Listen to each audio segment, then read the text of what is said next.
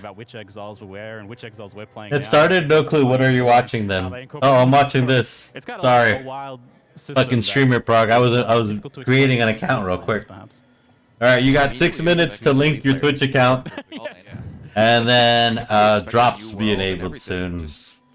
Oh well, if they kind of close it off in a way with a big bang, maybe it's like kind of a reset, and then we keep going further and further. I'm kind of hoping for that. Because you were speaking very confidently for 4 hours. All right, so I'm probably gonna have this stream on for a bit, but probably have some other streamer in the background for my drops. Big mighty boss battles. I think PoE has been doing really well with that, and they're ramping it up every time. So the more of that, the better. Because it used to be a little bit disjointed too. You know, back in the day, it was like, oh, you could do this boss or you could not. But now they're tied into the main gameplay, and I really love that.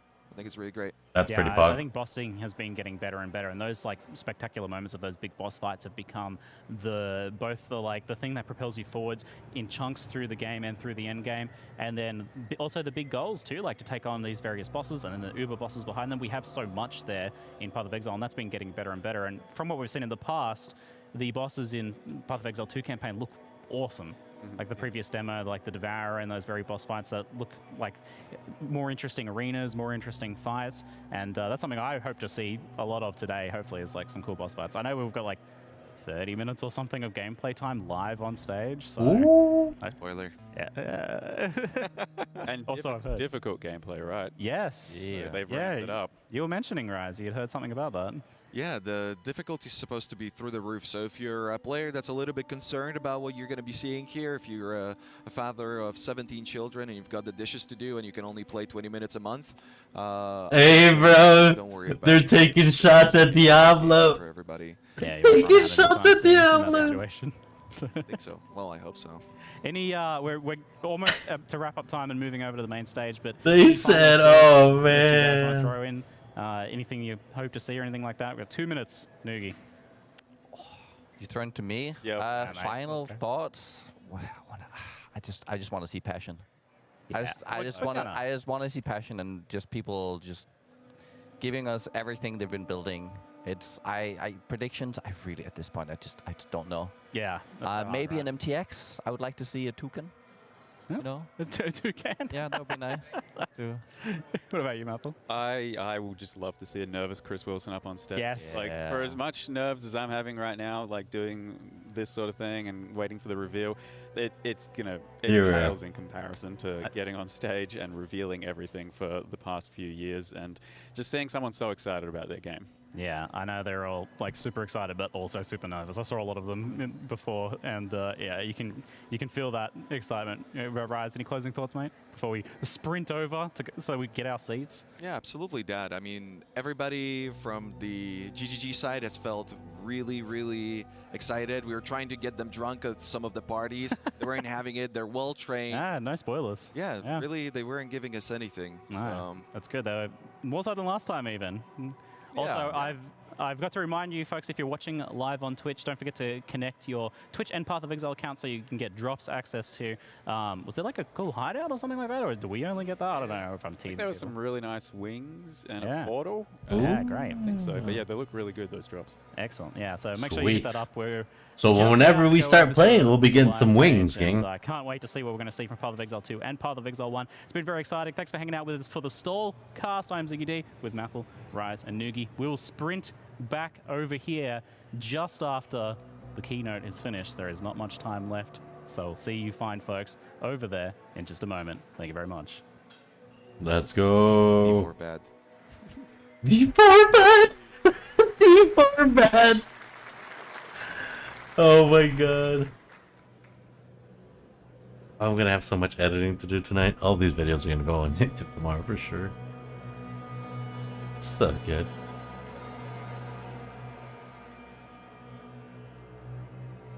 Everyone's so excited.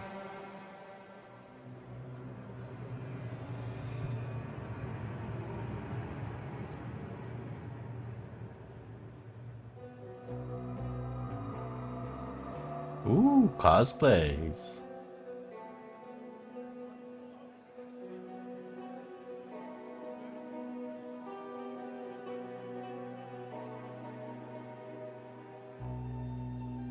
Oh boy.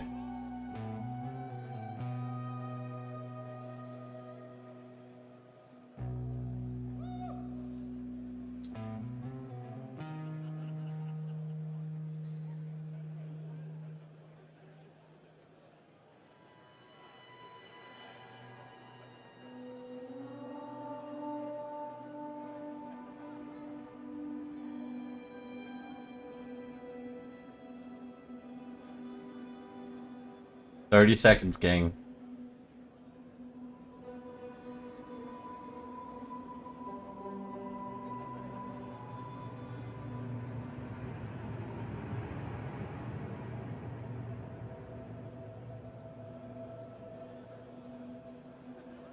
Oh, wait, can I do that here too?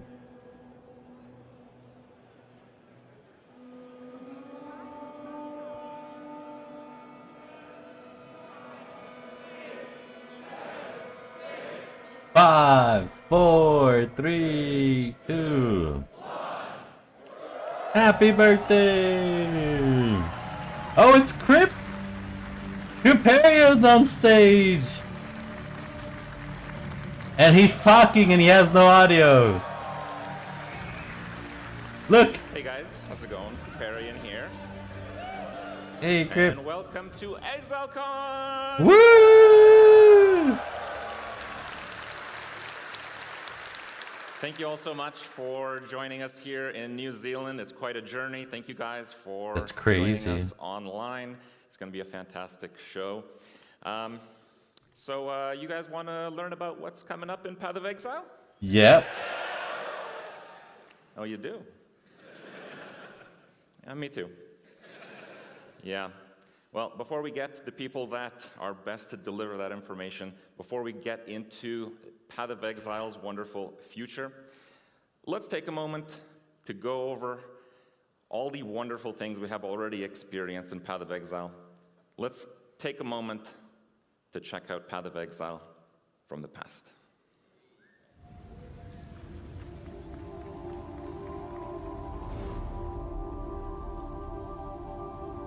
Ooh. That's crazy. Life is fleeting. A worthy opponent. Go with God. Death to send. POE 2011. The touch of God. Bow to your queen, mortal. You there. Let me bend your ear for a moment.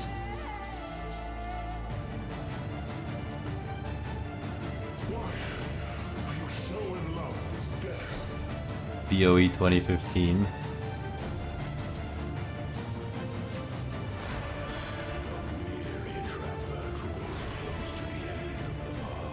Let me tell you the future. Gaze into the abyss.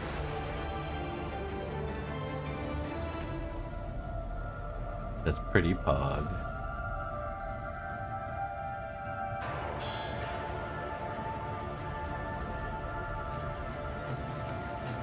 What in damnation have you done?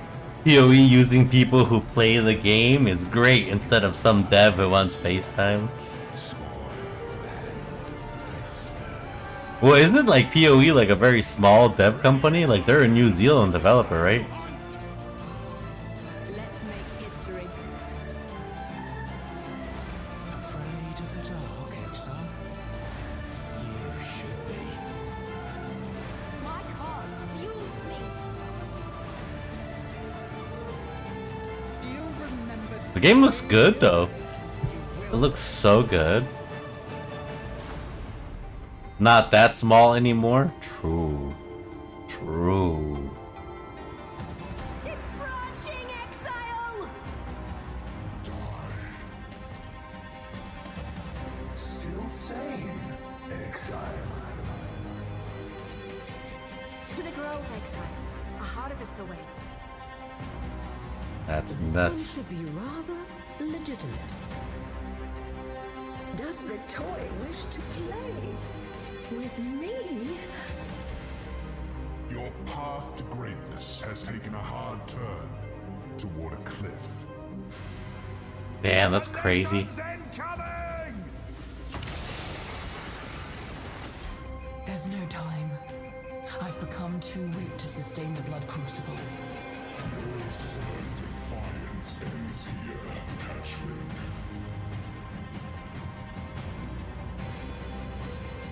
Another mortal wanders into my prison. You cannot escape Medad's gaze!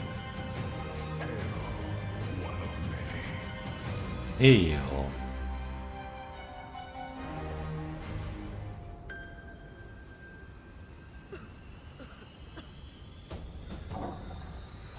I'll see. Path of Exile 2.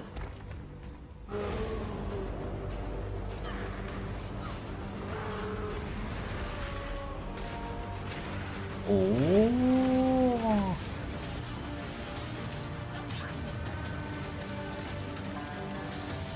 What's better here? A barbarian or a mage? A mage seems to be popular. A lot of elemental damage. Oh, but that's cool.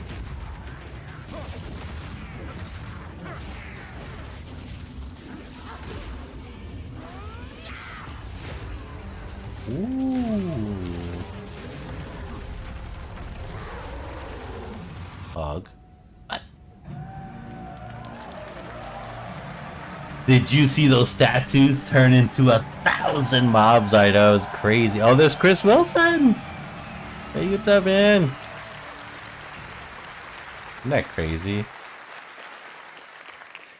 Hi, I'm Chris Wilson from Grinding Gear Games. That's mob density right there. Hell yeah. Welcome to Exilecon 2023. It feels like just yesterday that I was here on stage at Exilecon 2019 announcing Path of Exile 2. Since then, we have worked tirelessly. Why does he look like a Batman villain? I don't know. He doesn't seem comfortable up there. Thank you so much for coming out to join us.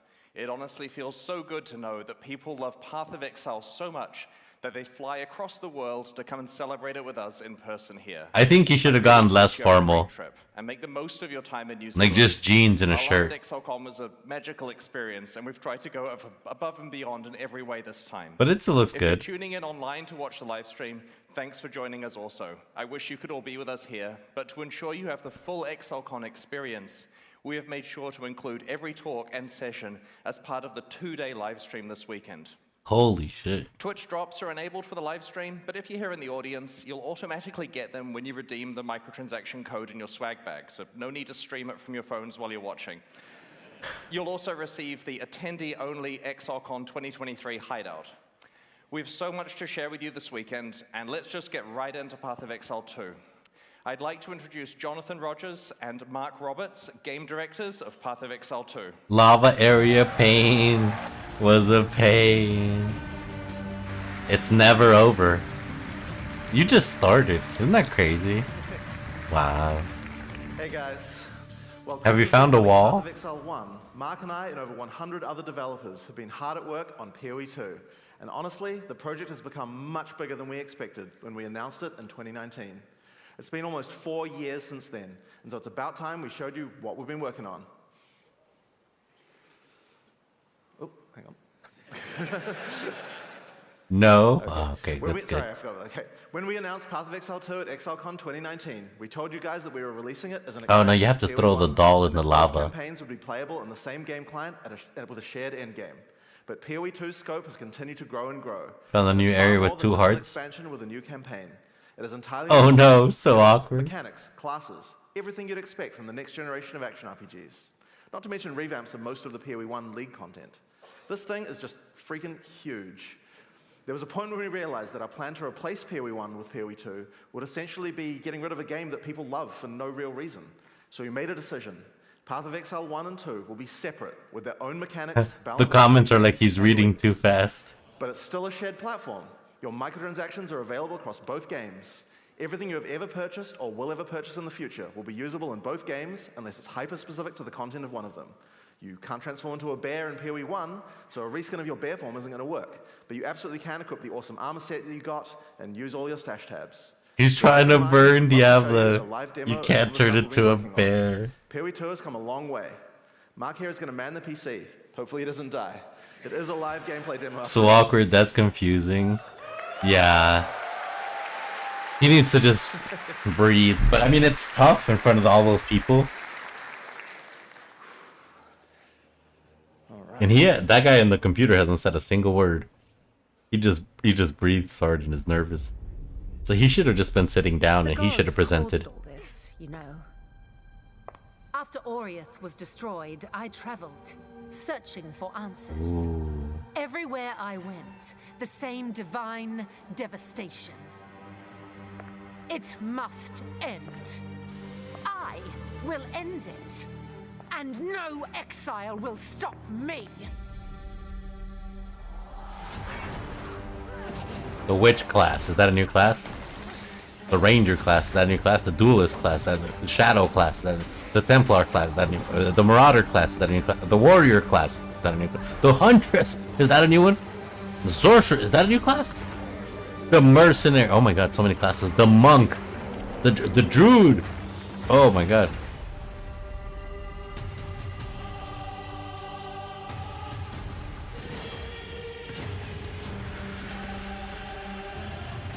Here we go.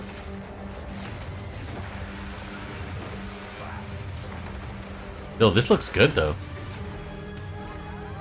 I'd do that. I'd pop off. Look at that. I'd never miss.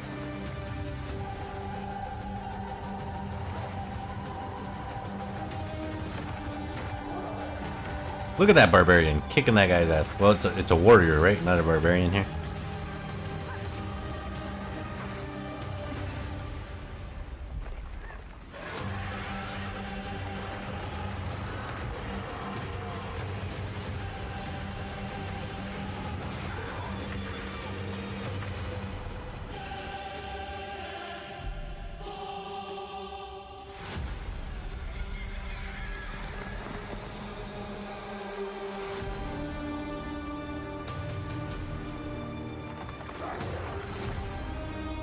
Okay. Fucking Jesus.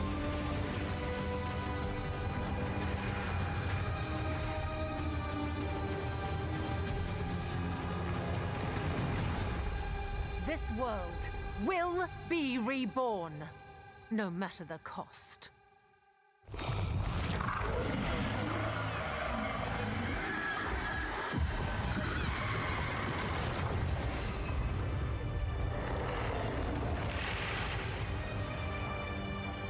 Wow.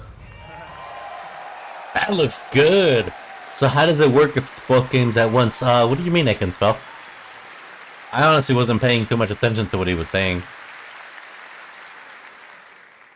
All right, Mark. Your turn now. Bro, Mark hasn't said a single word yet. Welcome to Path of Exile 2. We'd like to start off I know with you showing talked some of the over when he gameplay of said it. Act 3, one of the 6 acts in POE2's campaign. We're starting here in the jungle depths. Here, we'll listen. Act 3 is set in the ruins of the Vaal civilization, which fell thousands of years ago. Jungle has taken over. Nah, don't play a monk, play a barbarian or something. And we'll be exploring it using one of the 6 new character classes called the Monk. Oh, 6 new character Here we classes? had 1 character class for each of the combinations of strength, dexterity, and intelligence. When looking at the design of POE2, though, we realized that many of the new skills that we were trying to design just didn't really fit thematically with the existing classes that we have. Being a spellcaster with a bear form makes sense for Strength Int, but it just doesn't really sound like something a Templar would do. We realized that since we had new mechanics for every attribute combination, it actually made sense to design a new character class to explore the new themes. In POE2, every attribute combination has 2 classes associated with it. Strength Int has the Templar or the Druid. On Dexterity, you have the Ranger or the more spear-focused Huntress. And on Dex Int, you have the Shadow and the Monk, which Mark is playing here. Each class has its own 3 ascendancies that let you further specialize the class in a way that only that class has access to, but they both start at the same location on the passive tree. The quest rewards you are offered on the 2 variants are tailored to the class. They're keeping PoE 1 while adding PoE 2, merging them together. Think Overwatch 2, I'm thinking. Think Overwatch 2. It wasn't a complete overhaul of the game, but it's supposed to be a continuation, but they actually continued We've it. come across the boss for this area. In POE2, every area of the campaign contains a boss of at least this difficulty. That's over 100 bosses to fight as you make your way through the campaign, and they all have unique... Overwatch 2 is the same fucking game. Alright. Well, imagine if they did all the promises they wanted to. I think that's what they're doing for POE2. It's Overwatch 1. What the fuck you talking? They took one tank away, and they were adding missions supposedly. As you've been watching from Mark fighting here, you probably noticed that melee combat in POE2 is a very different feel than before. We've done a lot of things to add mobility to combat. Practically every melee skill in POE2 has some kind of movement built into it. But the monk in particular is... Dude, they're making it like more Souls-like, or is it just me? Brute strength. This is sick. Dude, I would kick that guy's ass.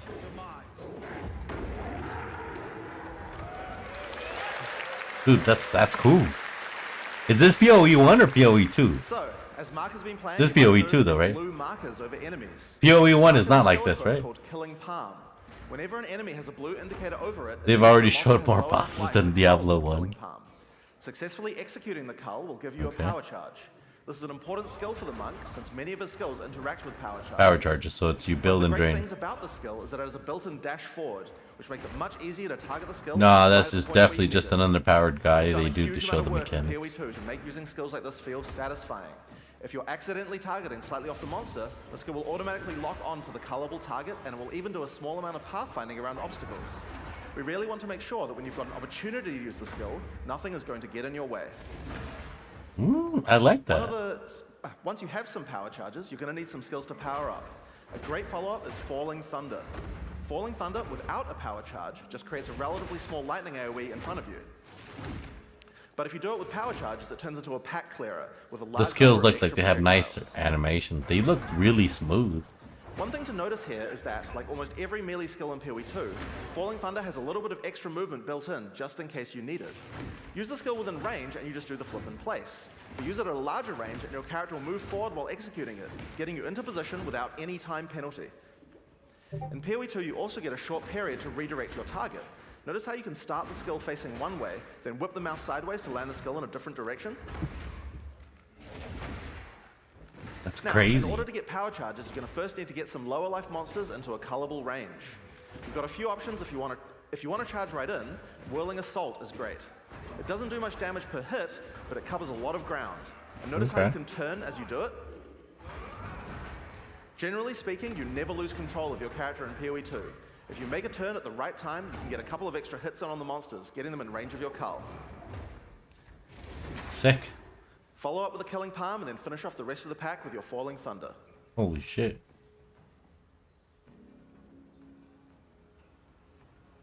This looks way better than Diablo 4. We've now I will play this. This is the place where the Val built the various constructs that they relied on to power their civilization. Now this is a find. A Val ruin that hasn't been looted? I wonder why nobody's been in here before. One useful feature we've added is the ability to call on NPCs to where you are to give you more information or help you with quest objectives, rather than always having to go back to town. In this case, we've called in Alva to find out what to do. This mechanism, if powered with a small soul core, it could open that door. There should definitely be soul cores somewhere around here. They had to power these constructs somehow. As Alva just said, we need to find a small soul core to open this door. Let's explore. Get back. If you want to shave off some life without getting too close to some of the more dangerous monsters, a great option is Wind Blast. Wind Blast also doesn't do too much damage, but it keeps enemies back. The closer they are, the farther they're pushed back, so it's a great option for keeping smaller but higher damage enemies at bay. Note that the bigger the enemy is, the less they'll be pushed back, so trying to push back some giants isn't going to be as effective. Yeah, true. And there's the soul core. Let's get back to the door. But this isn't like how somebody would play PoE. Where's the overlay map? Yeah, I want to see somebody playing with the overlay map. All the buffs on. We can't see a single thing on the ground. People are dying because the path ability and the range of visibility is awful. I want to see real PoE gaming. Not level 5 PoE gaming. I could play Diablo for this. Now, if you need to defeat tougher enemies, it might be time to break out some of the ice skills in the I want to see arrows and explosions covering the entire screen. That's what I'm saying. Like so bad where you can't even see the enemies like DOTs and you end up dying. Like bad visibility. Just walk right by it. But if you can find a way to make a monster stop at just the right place, it can be very effective. In order to do that, you're probably going to want to freeze some monsters. 1 second. The monk has a few different tools to do this. A fairly simple option is to get right in the monster's face with Ice Strike. Ice Strike doesn't do too much damage at the first 2 hits, but attack 3 times in sequence and you can get off a combo that has a much higher chance to freeze. Get in there with the freeze, then roll back and finish the job with Glacial Cascade. Now, remember how Glacial Cascade is that extra damaging spike at the end? If you hit a frozen enemy with that spike, it shatters the ice on the enemy and does a devastating amount of damage. This is a really great combo against bosses, as you'll see later. Oh yeah, and I've just been casually mentioning rolling around. Did I forget to mention that in PoE2 we added a dodge roll to every character? Just press spacebar at any time to roll. There's no cooldown and no limitations. And it even has pathfinding in it, so you don't get stuck on anything. When you when you dodge roll, you're not invulnerable. If something hits you, you're going to feel it, but most things aren't going to hit you. And that's because while you're rolling, projectiles and melee strikes will always miss. You'll have to roll out of the way of a slam that has AoE, but anyone swinging a sword or throwing a fireball is going to miss. Now, another important function of dodge roll is it lets you cancel out of any skill. Why did the water turn into blood? It's a blood moon. Werewolves are coming. Hide in your house. It really changes how skills Or kill the werewolves and get a werewolf drop. And makes dodge roll a very That's definitely a jab at Diablo, 100%. Never! Yeah, 100%. They've been constantly just jabbing Diablo. They literally said D4 bad before the presentation began. Literally said D4 bad. Backwards and throw out a cold attack with a significant freeze. A great thing about this is that it puts you at a good distance to follow up with a Glacial Cascade and do a whole pile of damage.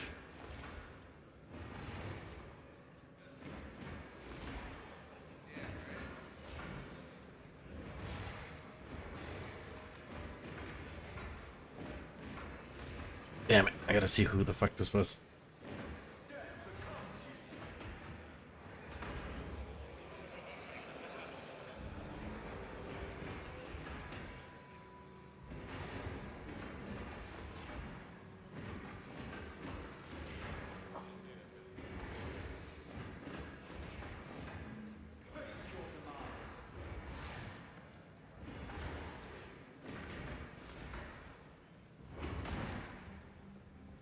Another skill you can use to get some extra freeze is Shattering Palm.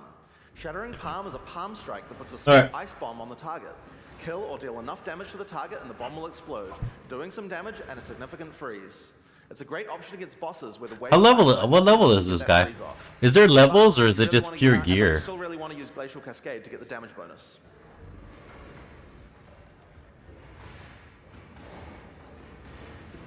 Where's this guy's level?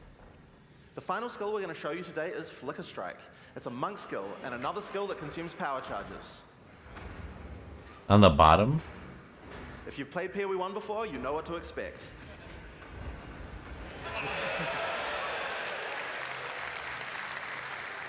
I missed it. Great finish of a tough boss fights if you were able to get some power charges beforehand. Oh, that bar?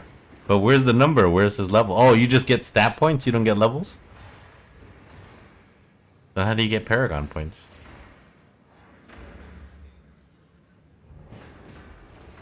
I think I really need to explore the system first. I mean, this is cool and all, but...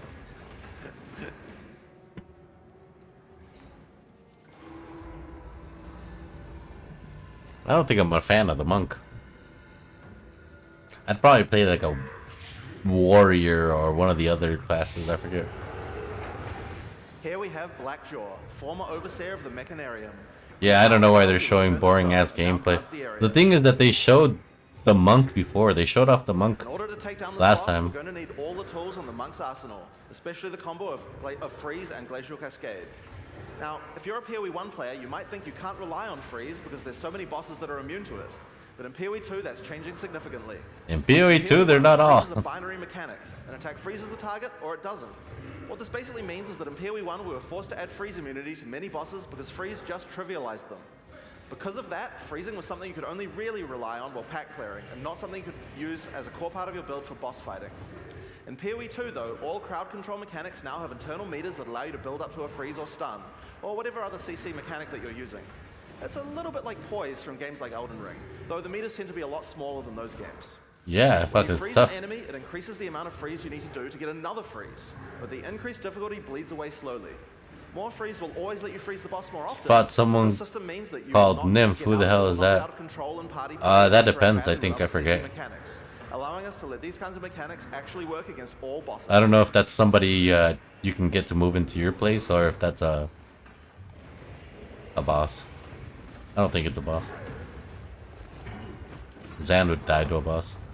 Isn't it?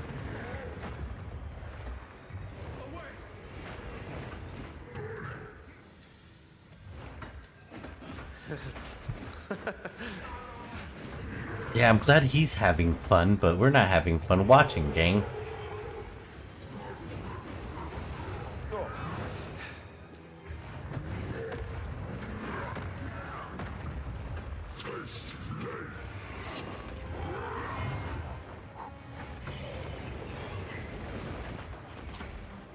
Says the guy that barely plays to show how great he is.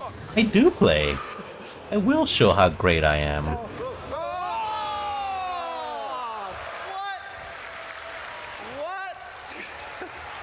Wow.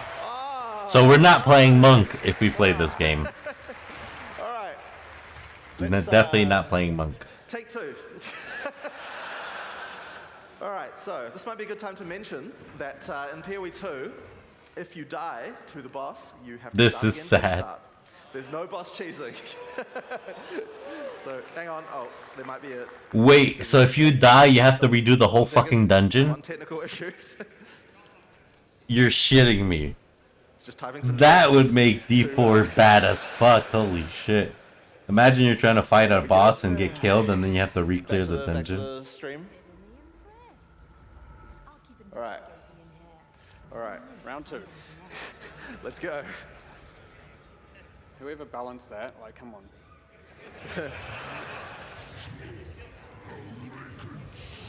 This dude has to be sweating. He's got to be massively sweating.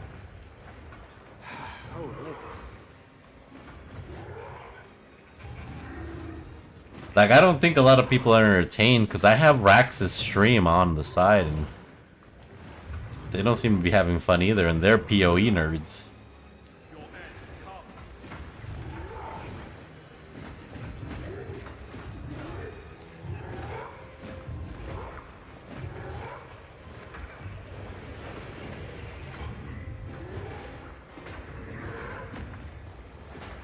I've never played PoE and done this little damage. Say it ain't so.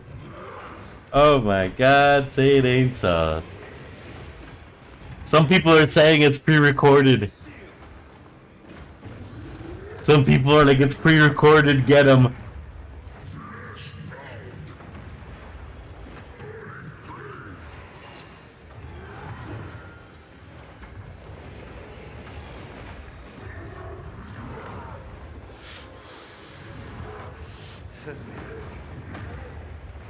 That's crazy.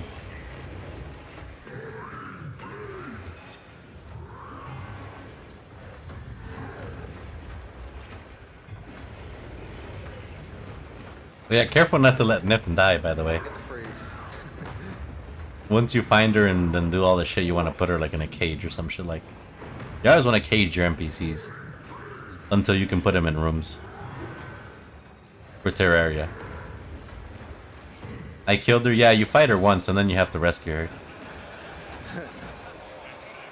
Wait, you killed Nymph? Isn't she like the little blonde thing?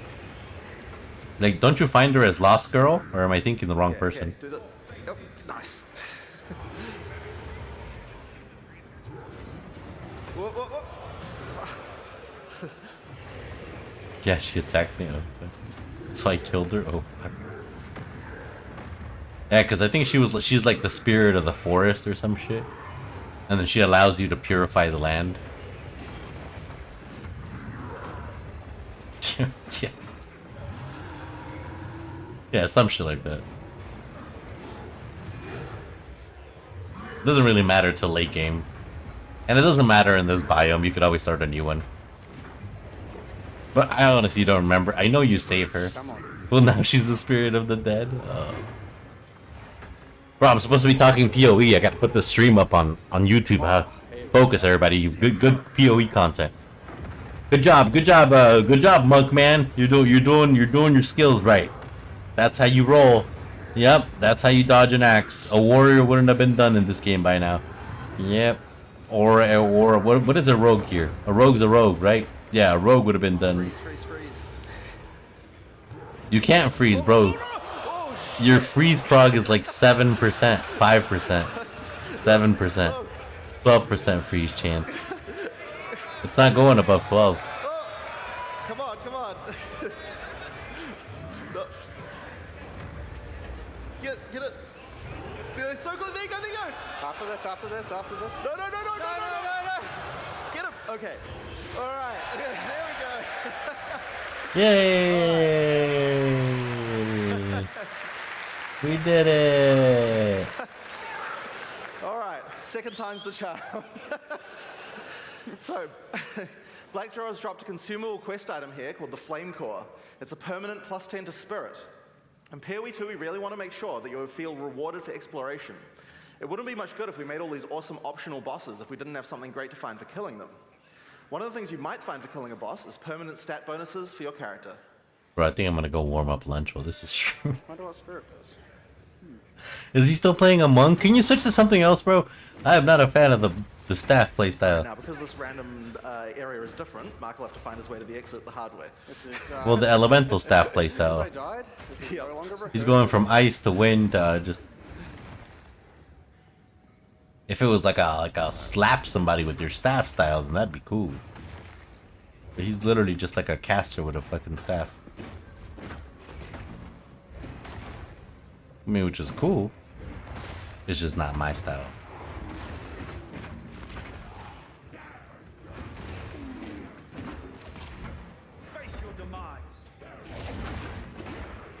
Alright, so we got what, 7 skills?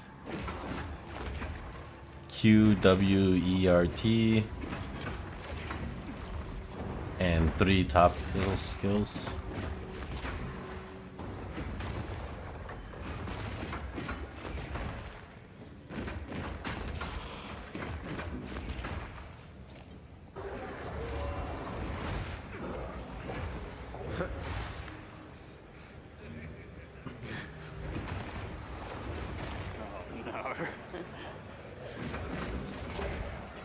Oh boy. Just gonna go around this way.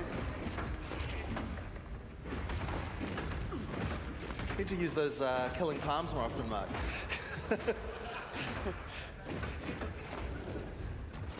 So all he's doing is progging freeze, then doing his little staff push. Progging freeze, staff push, ice line. Whoa. He about died right there. Cornered himself.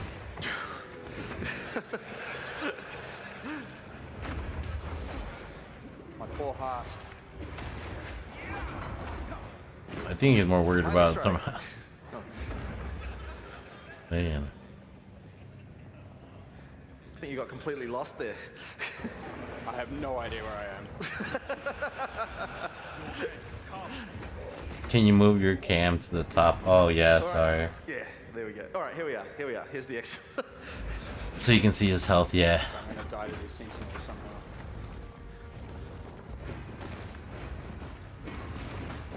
Here we go.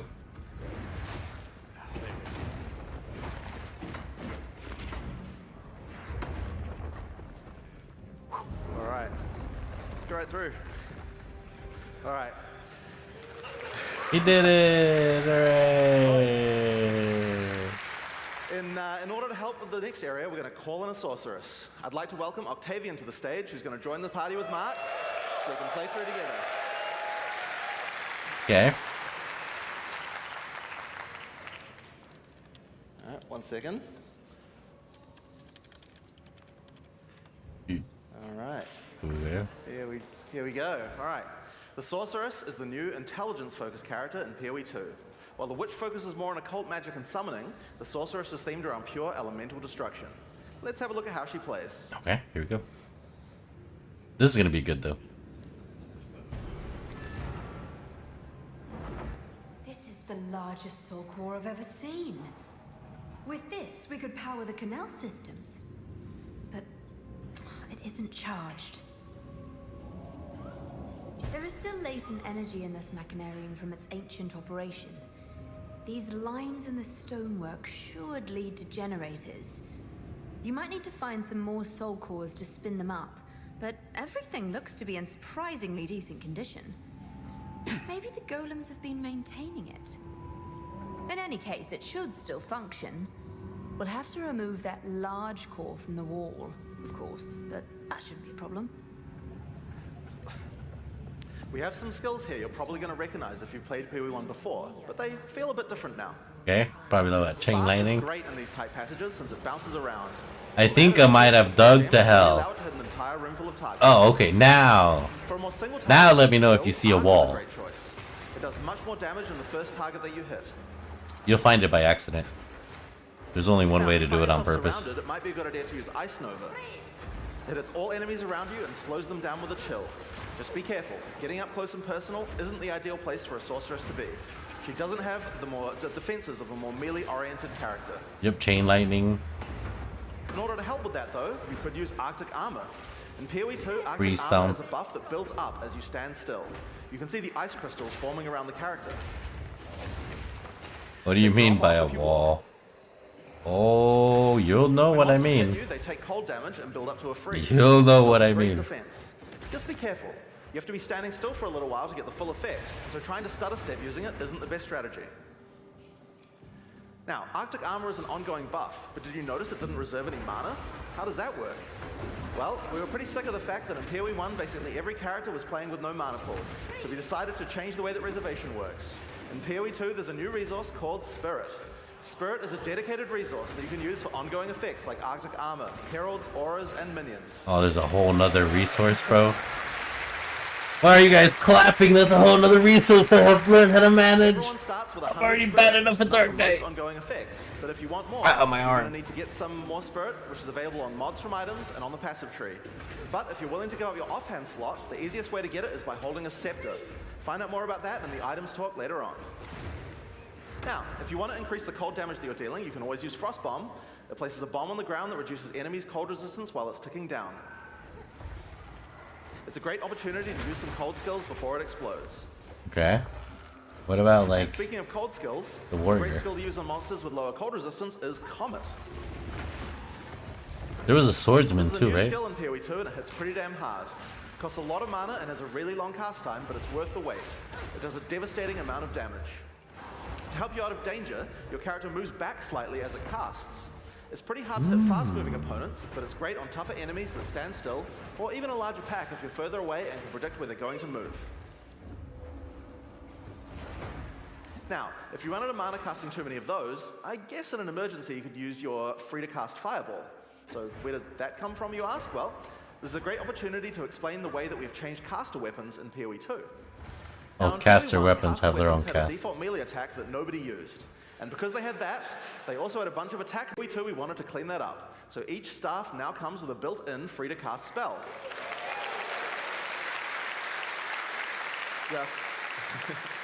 Just put it on and spam away to your heart's content. Now this particular staff is the base type that you'll get right on the starting beach. So it's quite likely that you'll have outgrown it by now. So that's why we've also made a lot of staves with more utility-focused powers for casters to use.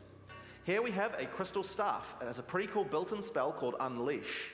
Using it slams your staff on the ground and will allow you to triple cast whatever you cast with your next spell. Triple cast? Now, of course, what you're probably going to want to use with that is something powerful, and Comet is a great option.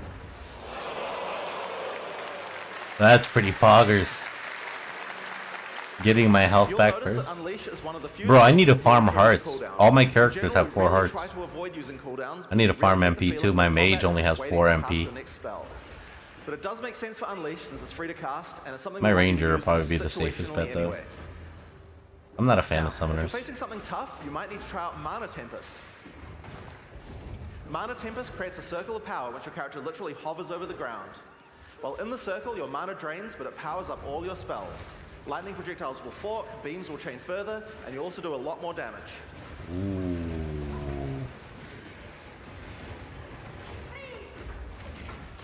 Bro, this gameplay just looks way more satisfying than the monk gameplay, not gonna lie. Freezing shit, chain lightning off the screen.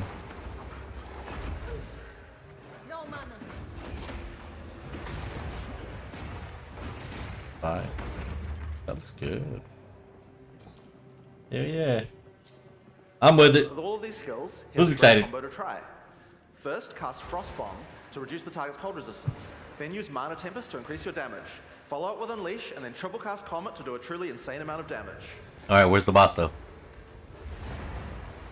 Yeah, you did it on that mob. Oh, that guy's still not dead. Wow.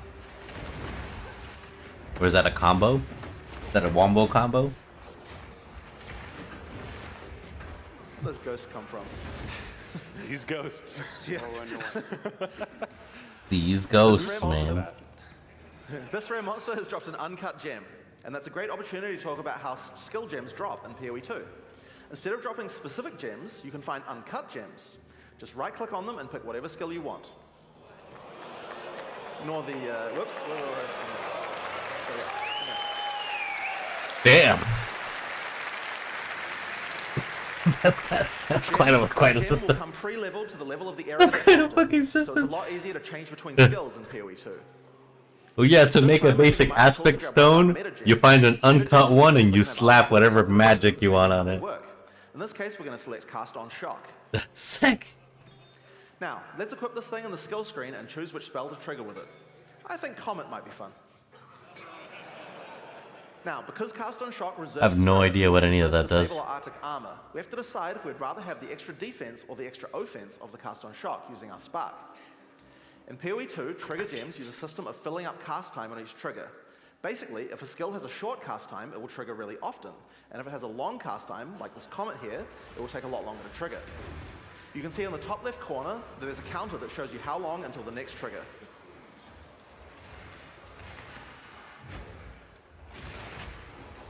Hopefully he shocks the monsters.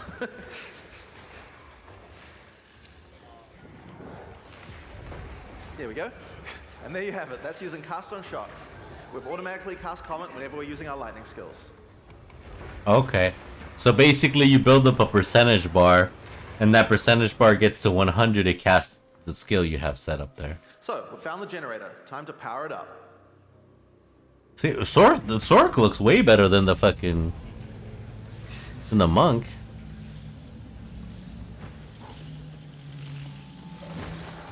As power is restored to the Mechanarium, all the constructs are coming back to life. We'll need to fight them on the way back to the charged Soul Core. So, one thing that PoE1 players might have noticed is this character has both lightning spells and cold spells. That's pretty inefficient, right? It's a big no-no for most builds because any specialization into cold or lightning isn't going to affect the other element. And generic elemental damage increases are not going to be as powerful as focusing on a single element. Well, in PoE2 we have another major new system to introduce to solve these kinds of problems. And it starts, oddly enough, with weapon swap. Now, in PoE1, weapon swap isn't really used much for its originally intended purpose. We imagine that people were going to be swapping in and out between different weapons to deal with whatever situation they were in. People just don't do that at all. No. And a large reason for that is because it's really, really awkward. In PoE2, we wanted to solve all of that. The staff Octavian is using here has an ice mod on it that makes it great for when he's using his ice spells. But we would also like to be able to make sure that this build works just as well for his lightning spells. If Octavian equips his previous staff in his second weapon set, you can see that it appears on the character's back. Now, we're going to open up the skill screen. If No Octavian way. opens the skill options for his lightning skills, active you can weapon see here that you can switching? choose which weapon sets are usable with each skill. First, we uncheck set 1 from being used by his lightning skills. Then we go through the cold skills and turn those off with his lightning weapon. Wait, what? Just take a second. That is sick. Wait, so you can choose which staff When we use Spark, to use for what automatically spell? switch to the lightning staff on his back. It's like Barbarian. And when Octavian uses his Ice Nova, his It automatically sets it up. Ice staff before using it. That's cool. That was from D4 though. Barbarian has this exact system. You basically just press your mouse button and it goes whichever weapon you want to use for the skills. Switching, so it can be good to leave some skills on both sets if it doesn't matter which weapon set you're using. Yeah, by the end of the game you want to switch your Whirlwind or your Hammer of the Ancients to certain weapons. And lightning passives on the character. But this is a much better system though. Well, in PoE2 you can. POE2, when's that coming out? Hopefully Mark can deal with Is this for every character or sorcerer? Every character will have weapon swap. We're on the passive skill screen here, and you can see that we are close to both a cold and a lightning cluster. At the top right of the screen, you can see that we have some weapon set specific points to allocate. If Octavian holds shift, he can allocate set 1 to the cold passives, and then allocate set 2 to the lightning passives. Lol, they're scared to zoom out. I'm already scared, and I don't. Bro, my brain is already like, bro. When we use our weapon swap, the skills allocate changes from one build to the other automatically. So whenever we cast the appropriate spell, the character's passives reconfigure on the fly to the correct build for that spell. Now you can't do this with every single passive on your tree. Not Only everything. points granted from skill books will allow this kind of dual specialization. So you're not going to be changing from a mace slamming warrior into a fire elementalist with the press of a button. But it certainly increases the number of options you have for builds. There's a huge number of places where the system can shine. You can augment your dagger shadow build with traps, or have a great curse set up It's on your witch with insane. Lightning, and then move to your chaos So not Warrior only do you have to build. learn how to build one skill really tree, you opens up probably a have to learn how to build 2 for every build. Meta gem to try out is called Barrier Invocation. This works a little bit like the trigger gems I talked wild. about before, but this one charges up as your energy shield is hit by monsters. We're going to put an Ice Nova in this one. The more energy shield you lose, the more charge builds up. We'll just get that one equipped there. Yep. So yeah, the more energy shield you lose, the more charge will build up until the point you're able to cast the socketed skill instantly. There we go. So you lose some, so you lose some energy shield, and at just the right time, invoke Ice Nova to cast all the stacked up copies in one instant cast. If you keep losing shield, you'll build up even more charge for even more casts. So it's a great defensive option in an emergency. A lot of people in chat are saying rip D4, rip POE1. Nah, bro, if this comes out, this is a D4 killer for sure.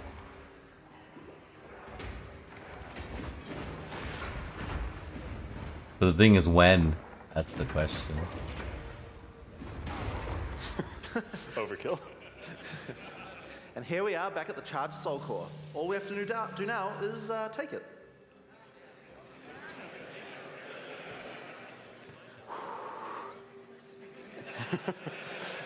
Just take it.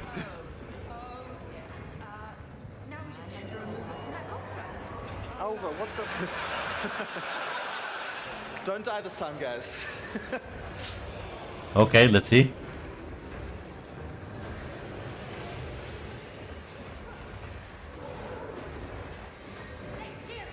Frozen?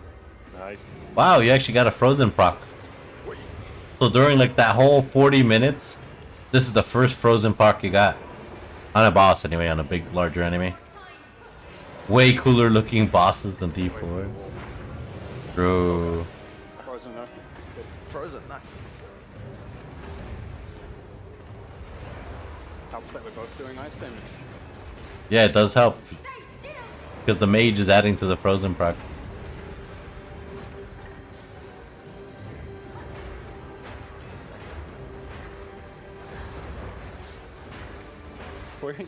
He's stunned. Okay. Nice.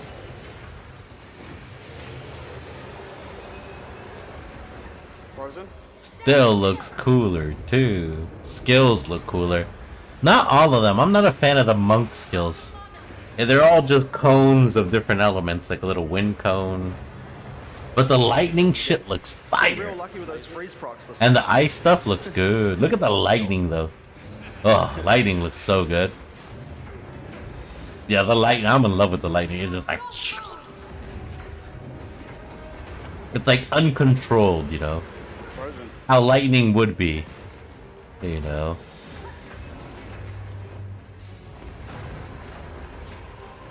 Well, nothing in Diablo looked cool besides Mage. Sorcerer definitely had the coolest impact wow factor and skills with the giant fire snake, firewalls, and all this stuff, you know. I mean, Bone Storm is just not really fucking nothing.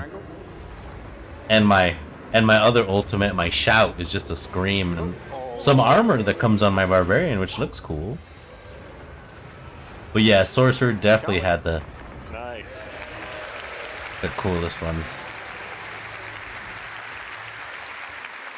That's cool. So that's Path of Exile 2. These areas, as well as around half of each of the first 4 acts, are available to play at the 3 demo zones around Exilecon. Exilecon, the minute here.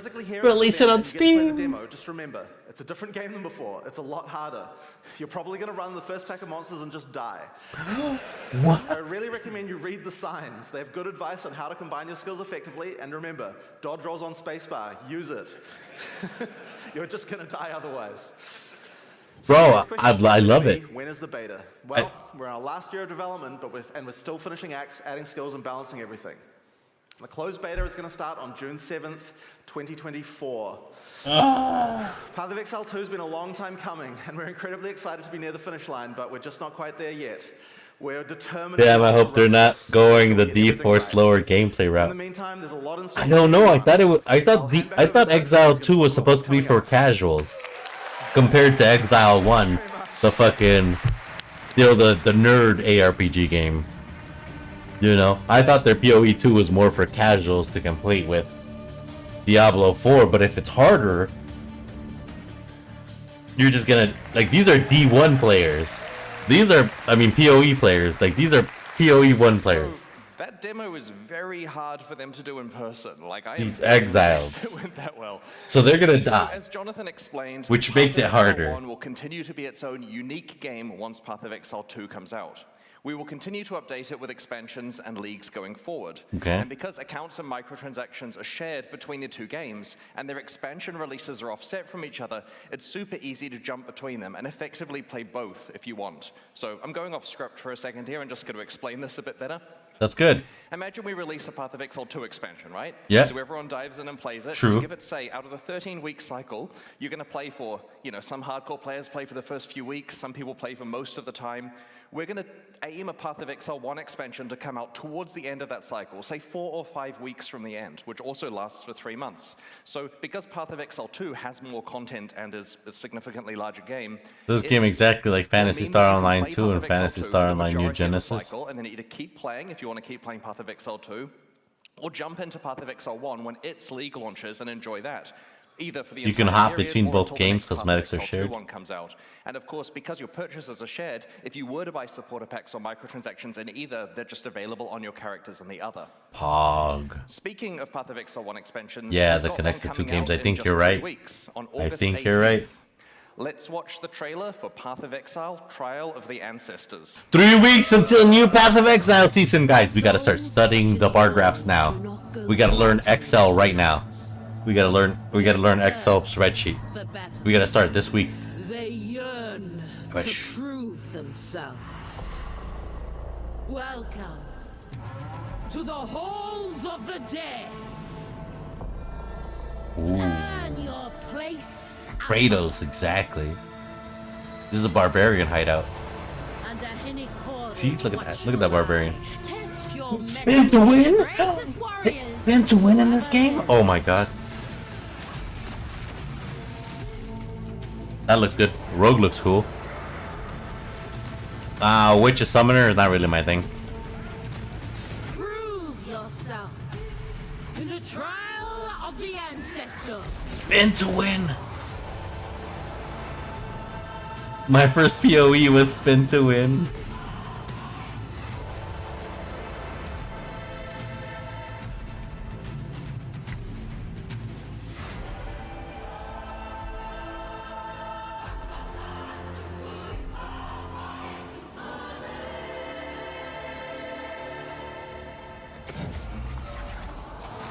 This is already too much. My brain is overloaded.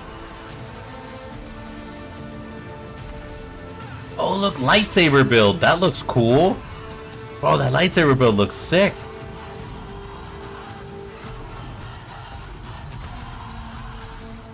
In the end, only one can become champion. Will it be you? There it is, guys. That might be when we start POE. That might be when we start POE, gang. Holy shit. Season August 18th. I gotta read up on the charts. In the Karui Afterlife, the fallen chieftains of each tribe participate in a tournament called the Trial of the Ancestors. You will journey to the afterlife, assemble your own team, and enter the tournament to battle those chieftains and earn valuable rewards. As you play through areas in the Ancestor Challenge League, you'll find tradable silver coins. Using them will take you to the Kurui Afterlife, where you will encounter Navali, who you may remember from the Prophecy League. Each coin allows you to play a match of the tournament. You start the tournament with a basic team consisting of 3 warriors. The tournament is double elimination, meaning you're allowed to have 1 loss without consequence. A second loss eliminates you from the tournament. Your team will compete against 10 other tribes, and you choose who you're going to challenge next out of the teams left in the tournament. When you start a match, you see the configuration of the enemy team and get to place your team of warriors on the battlefield to challenge theirs. Oh, it's like a MOBA? A party of exiles will play alongside your warriors. Oh, no. While this league does have many elements of an auto-battler, you're right there fighting alongside them. During a match, when a warrior dies, they respawn at their totem after a short time. If their totem is destroyed, then they are instantly killed and can't respawn. So it is a The team MOBA. that destroys all of the opposing totems wins. If you're playing a hardcore character though, don't worry. Hinokora, the goddess of death, is watching over you and will restore your soul to your body, so you can't permanently die in the afterlife. Like that. Like that. In the trial of the ancestors, Blizzard would be like $1 per coin. are key. No, it wouldn't. They would sell you a Strengths bundle and pack weaknesses that for must like be $30. utilized to win matches. The turtle is really Or a slow one-time and one really for like tanky. $5.99. It's perfect for either defensive positioning to stop flankers or offensive positioning to tank hits for you if you're pushing through the middle. It's not great in the center or flank positions due to its slow movement speed. The Tuatara is a quick and deceptive unit, which is relatively well balanced for all positions. This version of the Tuatara has a stealth ability, which makes it perfect for the flanking position to sneak through enemy defenses and take A out little unprotected sneaky totems from flanker. the side. Little sneaky goblin. The Goliath of Night is a disruptor unit, and it's ideally placed in a center position to intercept enemies that are chasing Holy you. shit. You can also allocate it to defenses so that it disrupts enemies that are trying to kill your totems by stunning them. So in this match here, we've set up a Tuatara in a flanking position, a turtle on defense to guard our totems, and a Goliath to follow us as we attack up the middle. Our plan is to work with the Goliath to distract the enemy front line so the flanking Tuatara can get through and destroy some of their totems. So is this all NPCs?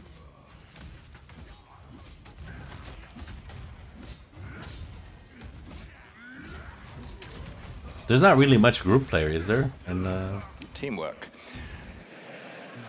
Upon winning a match, you earn favor and other rewards. I'll talk about the other rewards shortly. There are a lot. You have a separate amount of favor with each tribe, and you can spend it by talking to their chieftain to recruit warriors and purchase field items and equipment that your team can use. Each tribe has specific specialities. For example, Hinokora's tribe manipulates life and death. Rongo Kurai's tribe is slow and tanky, with an emphasis on stuns and knockbacks. You can recruit warriors from many different tribes and mix and match them together into your team based on what you need. okay. Field items are items that are placed on the battlefield and can be activated during the match to, for example, revive a warrior or heal your entire team. If a field item isn't consumed within a match, it persists on to the next match. Well, that's but cool. Your warriors, their equipment, and your field items are all wiped between tournaments. You enter each tournament fresh. Your success in a tournament updates your overall ranking, which helps you earn better rewards in subsequent ones. Speaking of rewards, let's discuss the good part, what you can earn for succeeding at the Trial of the Ancestors. You can tell this gets me excited. Okay. You get a reward as you win each round of the tournament, and these rewards are visible when you're selecting which tribe you want to play against. They'll help inform your decision, as some of them are regular rewards and some of them are exclusive new rewards you can only get from the Trial of the Ancestors. I'm literally tripping over my words to get to the part where I can explain tattoos. Okay. The Ancestors reward you with special tattoos that are not applied to your skin, but they're engraved on your soul. This process can transform what your attribute skills on the passive tree do, basically the attribute highway nodes generally. The regular ones can only be applied to basic attribute skills and allow you to convert your tree's attribute highways into something more useful for you. For example, this one converts a small dexterity skill into movement speed. Each tribe has its own exclusive passive tattoos. This tattoo converts a small strength skill into additional fire resistance. This one converts a small intelligence skill into additional lightning damage.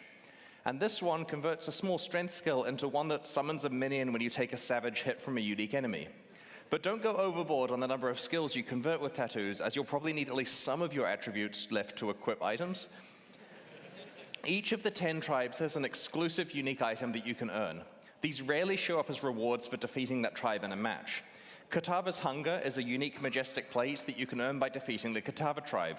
As you can see, it grants an immense amount of life for a single item, providing you don't have any life on any other pieces of your equipment. 2 life on kill. While this is tricky to accomplish, it also frees up all those other potential life slots to be something else that benefits your build, making it pure upside. This amulet is a unique item you can earn by defeating the Arohongui tribe.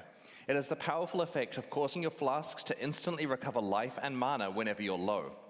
This could potentially be a powerful panic button, or maybe you want to build around permanently being on low life or mana, so all of your flask usage is instant. If you manage to win the entire tournament, you'll not only receive the reward for the final match, but the only thing I hate about this game is I can't tell what I can craft and what I need 3 additional exclusive items. Let's have a look at some of the things you may be offered. First up, there are 4 unique what do you items mean? that exclusively come from Hinokora for completing the tournament.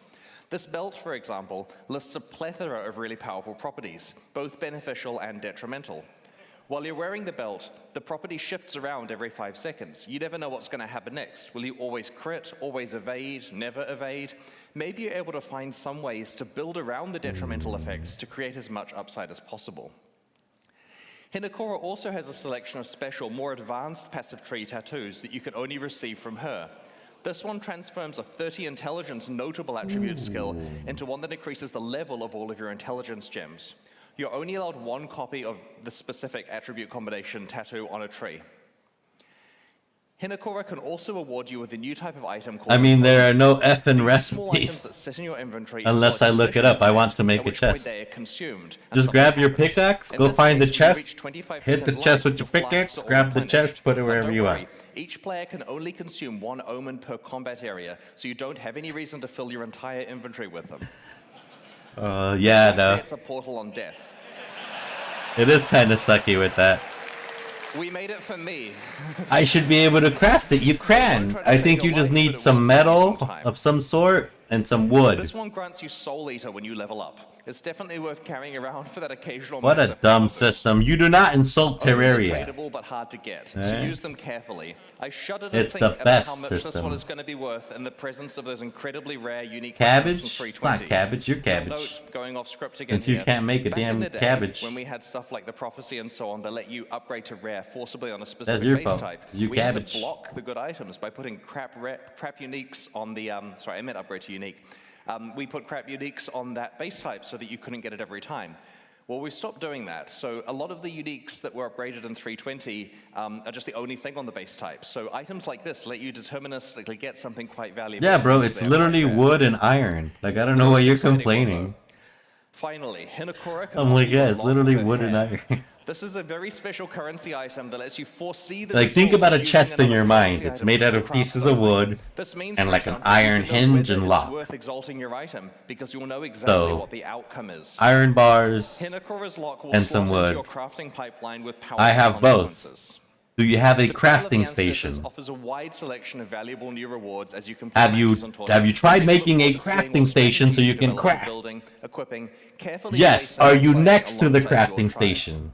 You have to be like next to it to access its effects. Contain more than just a new league every And do you season. have iron Someday, you'll also bars? augment Path of You Exile have and iron bars, the many bars of new games and iron. balance changes. This expansion is no exception. I swear to God, if I look this up. In a medium amount of detail, I'm conscious God, that we bro. have both new and existing players. For new players, I'm going to try to include some extra content to help make the changes more understandable. You can find out all the detail in the patch notes and other information we'll be posting in the few weeks before release. Let's start with how the Trial of the Ancestors expansion expands Path of Exile's end. Literally, In December any last year, we released type an of wood, expansion called the any Forbidden iron Sanctum, bar. which introduced the Sanctum Challenge League. This league was a roguelike game set within Path of Exile where you would randomly explore a randomly generated sanctum one room at a time alongside your regular play. You'd pick which rooms you wanted to explore out of several options and accumulate beneficial boons and detrimental afflictions that made your run easier and harder. It's a broken game. Do you not? Bro, you're telling me. Alright. So you have the workbench, you have the iron, and you have the wood, and you can't make it? Alongside systems like mapping, delve, and That's a skill issue. That is not the game problem. Forbidden Sanctum is back. Skill issue.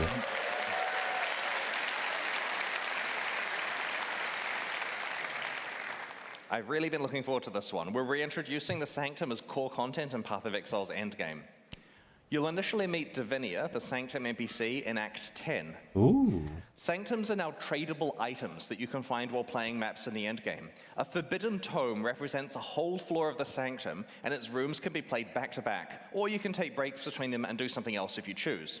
Upon successfully completing that Sanctum floor, the next floor is generated as a tradable item with all of the state of your Sanctum run built in. This means that the item stores what boons and afflictions you had, what rewards you've locked in, and how much resolve you have left. You can then either play this floor or trade it to someone else if it feels more beneficial. For example, let's say you manage to lock in a really valuable reward. Ooh. The example here is a Mirror of Calandra, but you'll also notice that... Do I have a laser pointer? It doesn't work on the board. Okay, 1 resolve. This is an example here where the player has a very good reward locked in, but a massive pile of dangerous afflictions and only 1 resolve on them. If you don't feel capable of completing the rest of the Sanctum from this point, then it would normally be a write-off, right? If you gave this to me, no way am I getting that mirror. But you can now trade the Sanctum state to someone else who is willing to pay for the chance to earn the mirror, or lose it. And you can look at expected value in economics, right? It's worth some percentage of that mirror. So you trade it for like 5 chaos to someone, they run it and lose their chaos. Your relics, which act as passive bonuses within the Sanctum, are locked in for the run when you start the first floor and can't be changed for the rest of the run. Speaking of relics, they're now tradable and have been rebalanced around. Don't make me. To those of you wondering, don't make me launch Terraria, bringing back sanctified relics for now. Don't make me turn on Terraria and craft the fucking chest. Final boss, Lycia, in both her first and second form. She will always drop a unique relic, and these have been reworked and replaced as we rebalanced everything. An important aspect of the new Sanctum balance is that your primary defenses now have some effect on protecting your resolve. Your armor allows you to mitigate resolve loss, and your evasion grants you a chance to avoid resolve loss entirely. I'm gonna log on and I'm gonna have to craft this shit and I'm gonna be upset. Your energy shield grants you resolve Aegis, which is a mechanic that works similarly to how energy shield behaves for life. In light of the new defensive opportunities and learnings from the original challenge league, we've rebalanced the difficulty of Sanctum, especially in later floors, and have worked to add more monster and room variety to runs. We've added new boons and afflictions themed around the new defensive mechanics and have rebalanced many of the other ones. Like other optional endgame systems that involve tradable items, players who don't want to play Sanctum can trade their Sanctums to other players in exchange for an item or currency that benefits them more. Successful Sanctum play can generate a lot of rewards. It'll potentially be possible to build characters dedicated to Sanctum running and just farm Sanctums repeatedly in order to profit. Sanctum isn't the only improvement that Trial of the Ancestors brings to Path of Exile's endgame. We're also introducing 16 new Atlas Keystone passives to the Atlas passive tree. As a quick summary for new players joining us, the Atlas tree is a system that allows you to customize your endgame experience in Path of Exile. People are laughing. As you complete different maps, you gain skill points that can be allocated in the tree. You could use these points to modify the behavior of different content you encounter in in-game maps to make it more difficult or more rewarding, or to behave entirely differently. The system allows you to double down on the content you enjoy and avoid content you don't. Keystones are really impactful passives that totally change how in-game systems behave. Usually they have an element of give and take and require you to come up with new strategies to take advantage of them. Each of these 16 new Atlas Keystones changes how you might interact with Path of Exile's endgame. Let's have a look at some of them now. We will reveal the rest of them before the release of Trial of the Ancestors in a few weeks.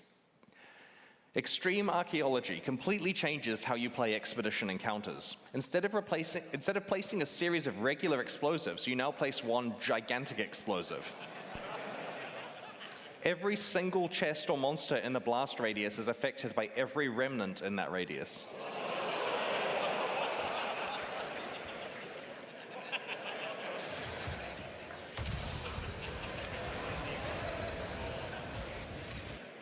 Speaker of the Dead makes it so that tormented spirits can possess you rather than possessing monsters, boosting your stats instead. Okay. While possessed, you can touch monsters just like a spirit can, making them stronger and more rewarding. It's kind of getting silly at this point, isn't it? Blight is like a tower defense minigame inside Path of Exile. The Cassia's Pride keystone makes it so that Blight monsters take significantly less damage from players and significantly more damage from Blight towers. This basically lets you go all in playing it like an actual tower defense game. Because we can. Because we can. Makes it so that Val's I love areas that. in your maps are no longer corrupted, meaning that you can use currency items to change their mods. That's right, when you encounter a Val side area, the keystone lets you craft it.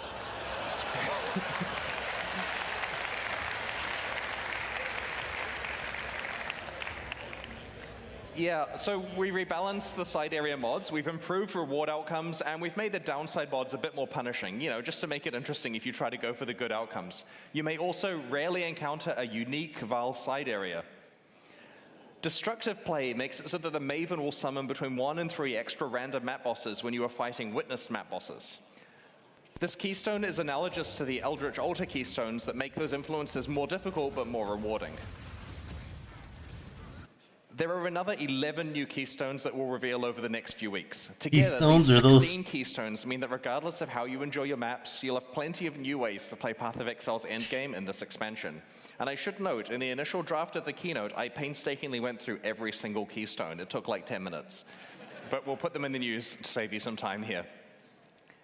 In the Trial of the Ancestors expansion, we're shifting Path of Exile's metagame in several ways. The first is by introducing 14 new support gems, which are designed to take existing categories of skills and provide entirely new ways to play them.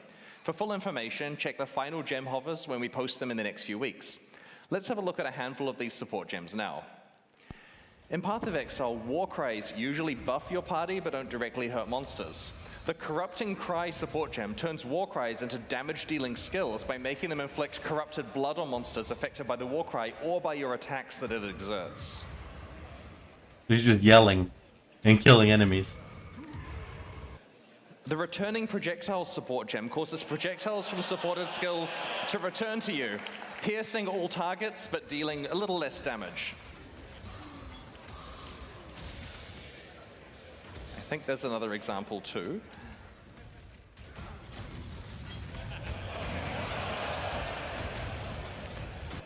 That's fucking good. Support gem causes minions created by supported gems That's to gain good. adrenaline, critical strike chance, and critical strike damage for a duration after they're first summoned. So you've got to work out a way to keep refreshing your minions, and it makes them a lot more powerful.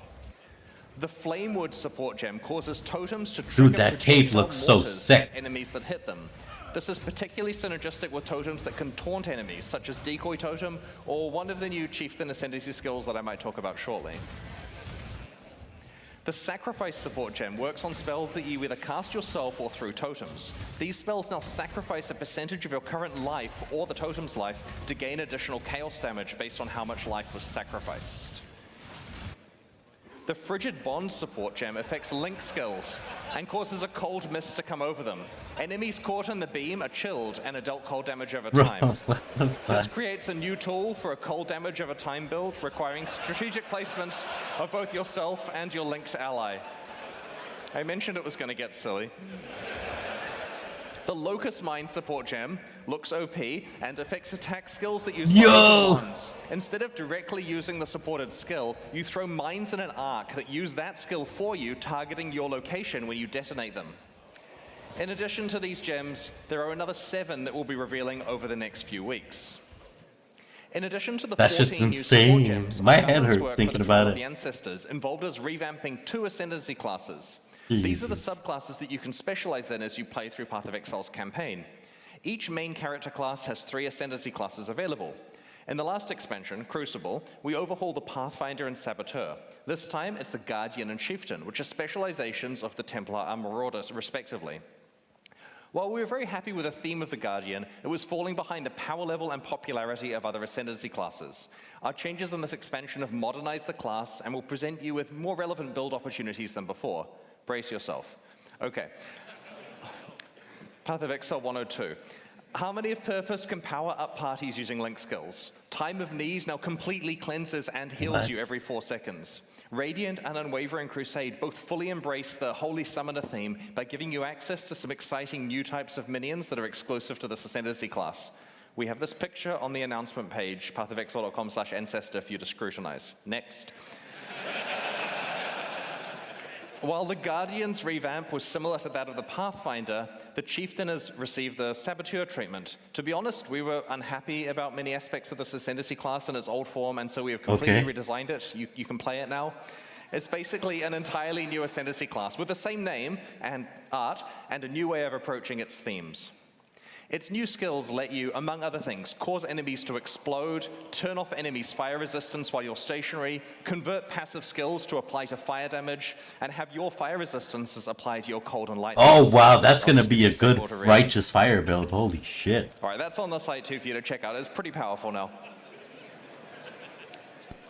To celebrate the release of the Trial of the Ancestors, we'll be hosting a boss kill event. To enter, create a hardcore solo self-found character in the Ancestor League and race to kill all 7 Uber Pinnacle bosses on the same character.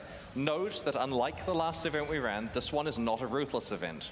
We'll post more information about the event and its prizes in the news before release. Best of luck to everyone. For the Ancestor Challenge League, we're launching 2 new series of supporter packs, the Shade and Disciple packs. Each tier contains the pack's full face value and points, alongside several exclusive microtransactions. These packs are only available for the duration of the Ancestor League, and will leave the store forever when it ends. As always, the one on the right looks cool. Microtransactions in these packs are purely cosmetic and do not affect the character's power or progression in any way, despite how cool they look. The Shade series of supporter packs contains 6 exclusive microtransactions. All right, the sarcophagus back attachment imprisons an unspeakable evil that struggles to break free. Nearby monsters send it into a frenzy, and enemy deaths provide it with souls to feast upon. The Stygian Waypoint shackles visitors to your hideout in chains, yourself included. These chains are just cosmetic though, and they break as soon as you move. It would supposedly be a gameplay advantage to be able to imprison people. The Ferryman's armor set is so full of trapped souls that some of them try to escape. Moving while wearing the boots will leave souls in your wake trying to break free.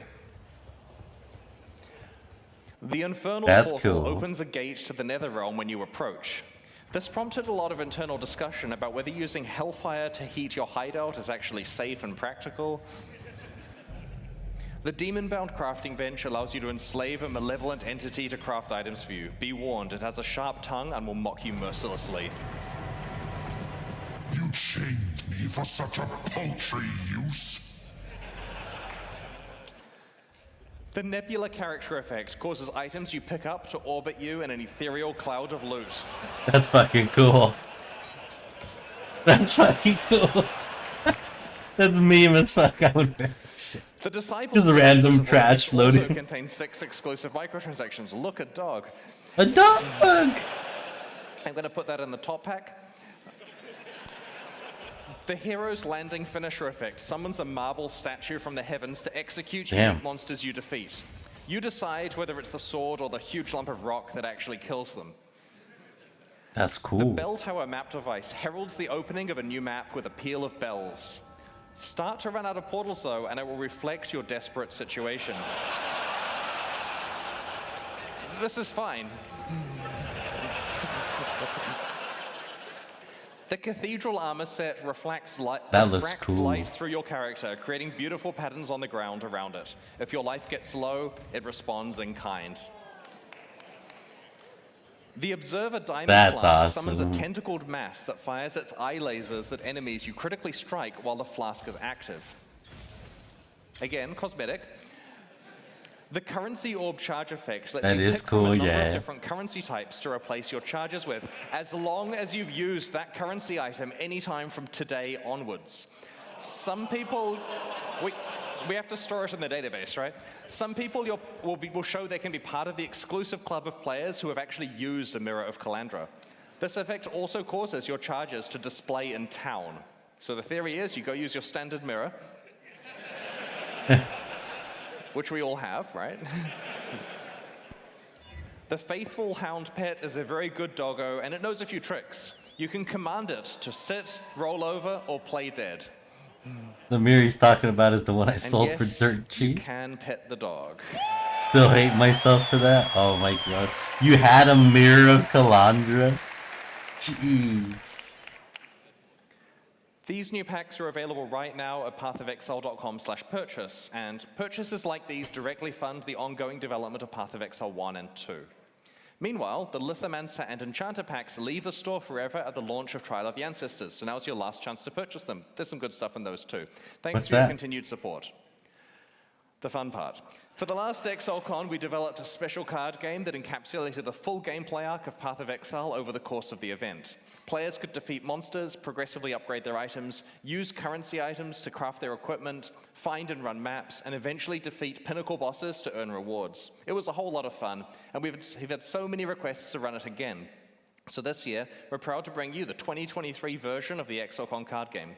And like all Path of Exile expansions, it even includes a challenge league. In your swag bags, you'll have found a box of Exilecon cards, and then a gentleman outside will have asked to purchase them from you for real money. If you have any cards left, you can use these to challenge GGG staff members who are walking around Exilecon as monsters. They'll be wearing t-shirts showing the monster's stats, which include symbols for their attack and defense. Using the cards in your deck box, and those you accumulate by defeating monsters, put together one set of armor, one weapon and shield, or a two-handed weapon, and an amulet and 2 rings. To defeat a monster, the damage on your weapon has to be equal to or larger than the defense of the monster, and the defense on the armor and shield have to be equal to or larger than the attack. So he's the Searing Exarch. It's that simple. There are some wildcard symbols. It's explained on the rules in the box. That's why he's got the Rings shirt. and amulets are pretty hard to find, and they can be used for either attack or defense. So hard to tell what's worth any value with 40 different charitable currencies. And show them the set of equipment you want to use. If your symbols match, then you'll have defeated them, and they'll give you a reward and remove some of the durability from your items. They do this by clicking the card, so if you want to keep the card pristine, don't necessarily attack someone with it. It will get damaged in combat. Be careful not to waste your best items on low-level monsters. You're not allowed to attack the same monster twice in a row, so you need to explore Exilecon to find different GGG staff members. You can get maps by defeating monsters marked as gods. Take these maps to the map device to run them and progress through the tiers. On the back of the box is a list of quests. As you complete quests, you can visit the crafting bench on the top floor to receive rewards for completing those quests. While you're there, you can also use your currency items to modify your equipment. Come on, man. I mentioned that this year's version of the card game introduced a challenge league. That league is Delve. Accumulate sulfite and bring it to the Delve wall, sorry for the bad photo, it's hard with lighting, on the middle floor.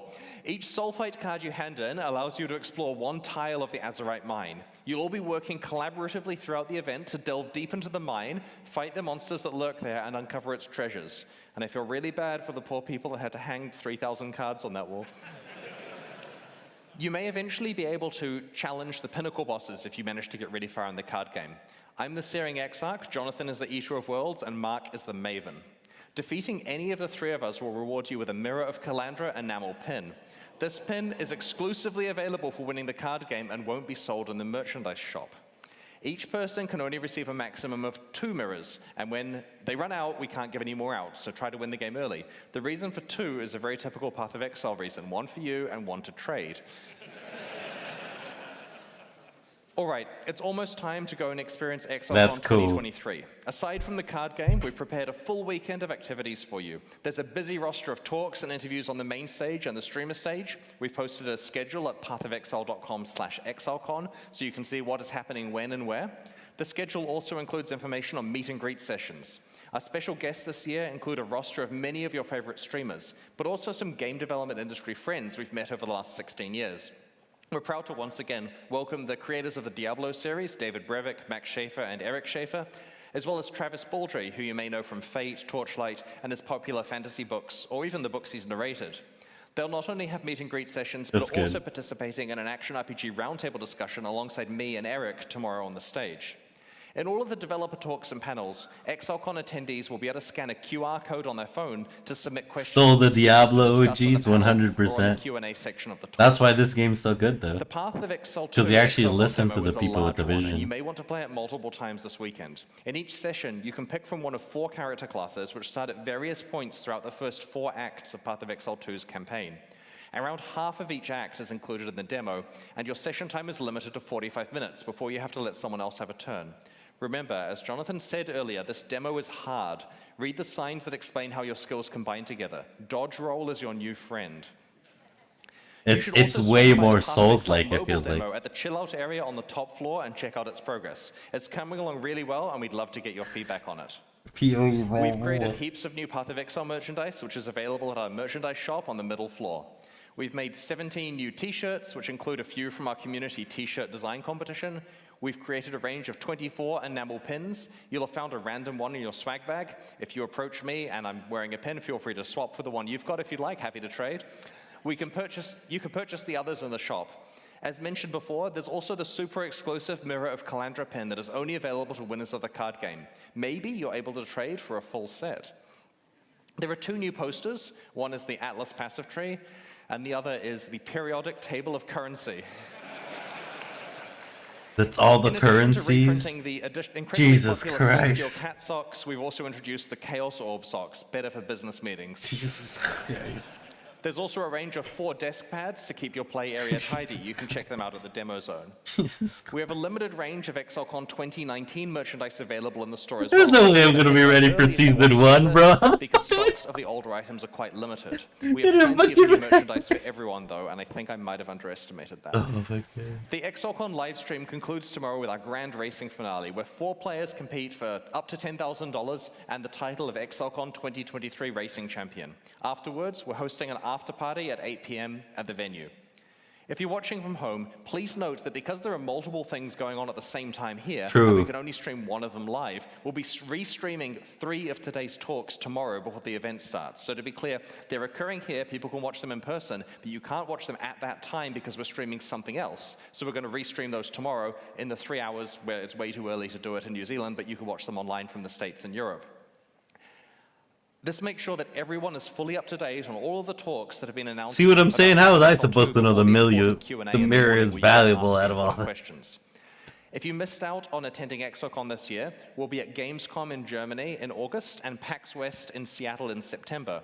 At both shows, the Path of Exile 2 booth will have our Exocon demo available to play and a small team of Grinding Games developers, including me and Jonathan, to chat to, and we hope to see you there. That's Thanks so cool. much for joining us this weekend at Exilecon 2023. Have a great show, everyone. Damn. Who's excited? I'm excited.